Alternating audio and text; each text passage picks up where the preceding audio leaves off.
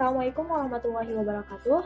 Perkenalkan, nama saya Nur Hadarina. Saya peserta Latsar CPNS Penata Keuangan Kementerian Hukum dan Hak Asasi Manusia Kepulauan Riau.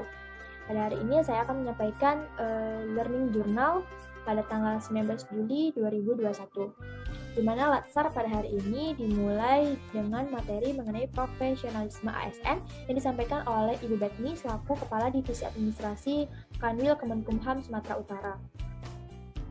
Di mana Ibu Betni menjelaskan arti profesional, yakni bersangkutan dengan profesi yang membutuhkan kepandaian khusus untuk menjalankan tugasnya. Dan profesionalisme artinya kecocokan antara kemampuan yang dimiliki oleh birokrasi dengan kebutuhan tugas. Lalu mengapa ASN harus profesional? Agar mampu mengembangkan tugas dan fungsi ASN, yakni sebagai pelaksana kebijakan, pelayanan publik, dan perangkat pemersatu bangsa secara profesional menuju transformasi sektor publik. Kemudian dijelaskan juga landasan membangun profesionalitas ASN, yakni UU nomor 5 tahun 2014 tentang aparatur sipil negara, kemudian PP nomor 11 tahun 2017 tentang manajemen pegawai negeri sipil. Kemudian untuk zaman sekarang, mungkin angkatan kita itu lebih sering dibilang PNS yang milenial. Nah, PNS milenial yang baik, yaitu yang mampu mengimplementasikan nilai-nilai dasar PNS, yakni aneka, akuntabilitas, nasionalisme, etika publik, komitmen mutu, dan anti korupsi. Itulah PNS yang berintegritas dan profesionalisme. Lalu ada 3 kunci profesionalisme ASN zaman now katanya. Yang pertama ada KMC, kembangkan potensi, yaitu dengan mengembangkan potensi untuk berinovasi, untuk mengupgrade kemampuan, untuk mengikuti perkembangan. Kemudian ada WAPER, bawa perubahan. ASN saat ini harus mendukung dan peduli dalam percepatan pelaksanaan reformasi birokrasi yang dapat membawa perubahan budaya kerja birokrasi ke arah yang positif. Kemudian ada UNTA, unggul tangguh. ASN saat ini harus memiliki mindset seorang pemenang, artinya apabila melakukan atau mengerjakan suatu pekerjaan dengan sungguh-sungguh dan ada outcome-nya bagi instansi dan masyarakat. Ada 10 cara menjadi ASN yang profesional.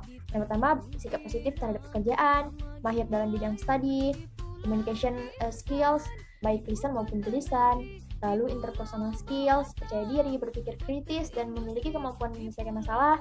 Lalu ada adaptif, motivasi diri, leadership, dan yang terakhir teamwork.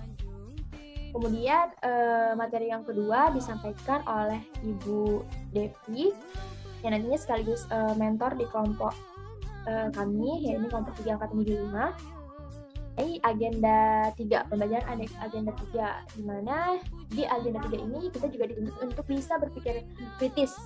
Apa sih itu berpikir kritis? Berpikir kritis itu ialah berpikir secara rasional berdasarkan data dan fakta. Di mana tujuan pembelajaran agenda 3 ini ada tentang manajemen ASN, role of government, dan pelayanan publik. Kemudian mengapa sih kita harus berpikir kritis? Berpikir kritis memungkinkan kita memanfaatkan potensi kita dalam melihat suatu masalah untuk memecahkan masalah, menciptakan, dan menyadari diri. Karena seorang pemikir kritis mampu menyimpulkan dari apa yang diketahuinya dan mengetahui cara memanfaatkan informasi untuk memecahkan masalah tersebut dan mencari sumber-sumber informasi yang relevan. Arti dari manajemen ASN itu sendiri, yaitu pengelolaan ASN untuk menghasilkan pegawai ASN yang profesional, memiliki nilai dasar etika profesi, bebas dari intervensi politik, dan bersih dari praktik korupsi, kolusi, dan nepotisme.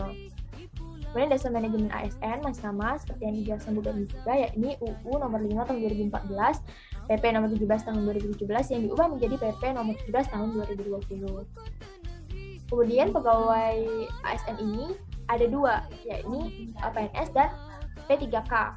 PNS ialah warga negara Indonesia yang memenuhi syarat tertentu diangkat sebagai pegawai ASN secara tetap oleh pejabat pembina kepegawaian untuk menduduki jabatan pemerintahan dan memiliki nomor induk pegawai secara nasional. Sedangkan P3K, yakni warga negara Indonesia yang memenuhi syarat tertentu yang diangkat berdasarkan perjanjian kerja untuk jangka waktu tertentu dalam rangka melaksanakan tugas pemerintahan sesuai dengan kebutuhan instansi pemerintah dan ketentuan perundang-undangan. P3K itu kepanjangannya adalah pegawai pemerintah dengan perjanjian kerja. Nah, kedudukan ASN. Kedudukan ASN itu ialah sebagai unsur aparatur negara yang menjalankan kebijakan yang ditetapkan oleh pimpinan instansi pemerintah serta harus bebas dari pengaruh dan intervensi semua golongan dan partai politik. Peran ASN yakni sebagai perencana, pelaksana, dan pengawas. terhadap tugas umum pemerintah dan pembangunan nasional.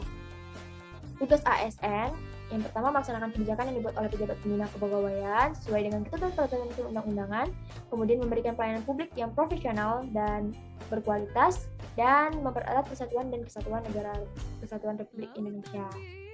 ASN, sebenarnya antara PNS dan P3K tidak jauh berbeda haknya. Bedanya hanya di P3K itu tidak memiliki jaminan pensiun dan jaminan hari tua. Selebihnya gaji, tunjangan, cuti, perlindungan itu keduanya memperoleh hak tersebut.